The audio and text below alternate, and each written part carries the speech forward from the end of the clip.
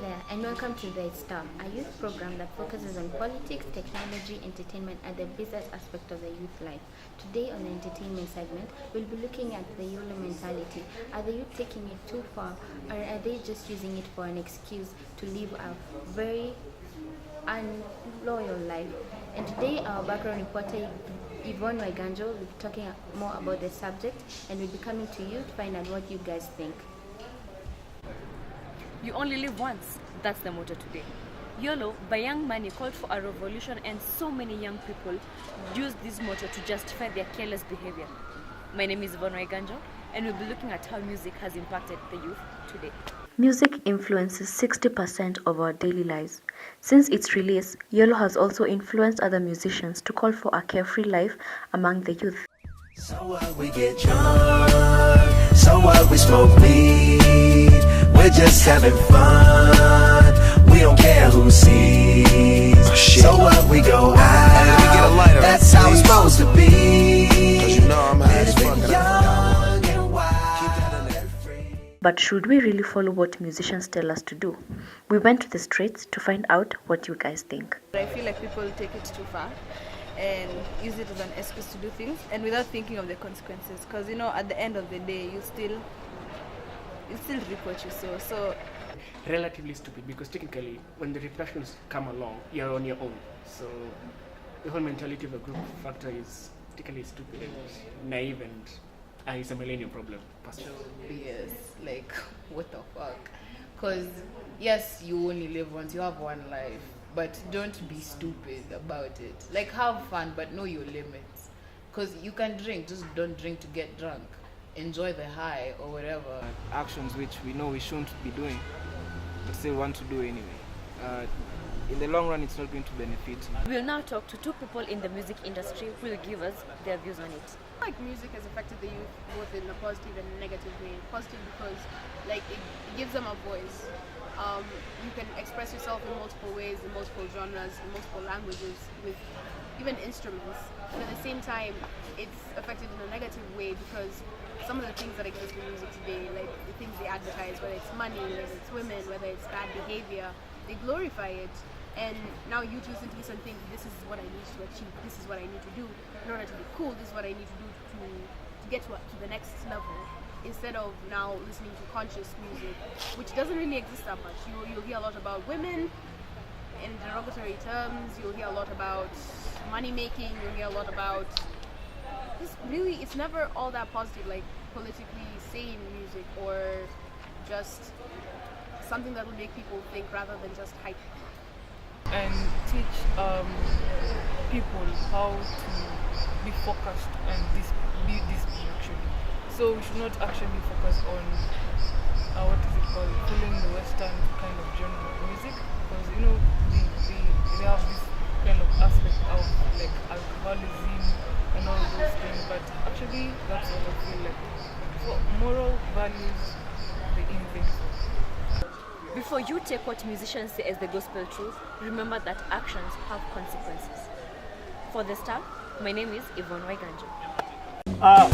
Hamjambo, tunashukuru sana kwa sababu yenyu kuja hapa. We are very much overwhelmed. Sababu kuu yetu kuwaita hapa, last week bibi yangu aliweza kulazwa hospitalini. Wewe ulituita hapa kula mbuzi au ni harambe? Harambe. Tulieni. Bili ya hospitali tushalipa. People people. Niko na backup. Jiwekee backup ya maisha yako leo. Weka pesa katika KCB M-Pesa account. Unavyozidi kuweka na kutoa pesa, ndivyo kiwango chako cha loan kinavyozidi kuongezeka. Hii backup ni kitu gani?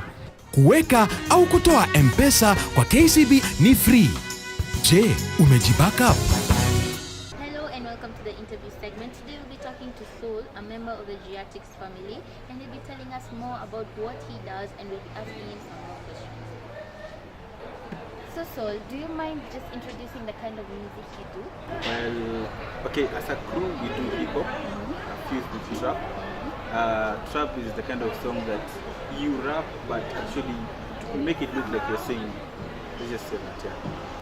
So many Kenyan musicians have been said to be very westernized, like they copy a lot from the Western people. Do you agree with this? True, that's true. Most people usually, like if it's hip hop, they feel like if they twang in between the line, if they have that thick accent that is from the American whatever hip hop stars, then it makes them look legit, which is not true. And is your music different from this? Yeah, the music that we do is fused with the African languages that we have, especially the Kenyan languages. We do have a guy who sings in Kisii.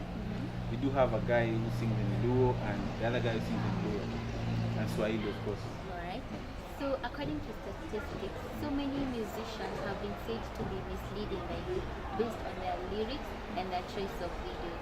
Do you agree with this? I wouldn't say misleading. You know, you only watch what you want, and to a certain extent, musicians usually influence the kind of outcome, especially with the staunch people or young people that usually follow them.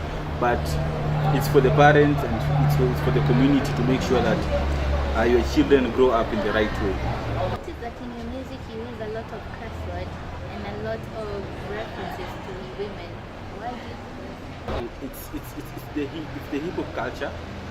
We found it there, and we're just trying to go through the process. That's what I can say. But isn't it better to use your music to preach a better message than just women and cussing? 90% you'll find that there's a message in the song, but then you cannot always have pure content without a few filters here and there. So we do have content in the music, but then again you have to include what most people would like to listen to. Your music would change. Mostly because we are doing something that is purely African. We are hoping that, especially when it comes to Kenya, it will reach a time when Kenyans will embrace their own tribes and embrace their own culture, just like the Nigerians. I mean, those guys sing in their own languages, and we dance to their music. You don't even know what they're saying. So I'm hoping for a day that Kenyans will realize that, unlike the way we use our ethnic issues in separating ourselves and all that, we can actually use our tribal languages to nurture our culture and to make us prosper. Alright. Earlier you mentioned that you actually stopped doing music. Would this be because many people have been trying to get into the music industry and have not been successful? Okay, I won't say so, because actually by the time I was stopping, by the time we stopped actually singing together or rapping together, our music was really doing good. One of our songs was among the top 10 at Capital FM. Our songs were being played at Cast TV and numerous TV stations, not necessarily the major stations, but we were getting there.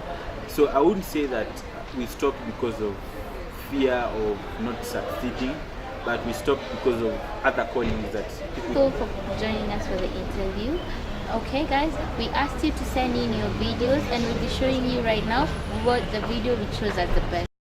So this is Sawyer 2017 featuring Ella, Audrey, and Josh Manyako Off Guard as I realized So just arrived to the table, how things are looking about. So we're going to see how it will go.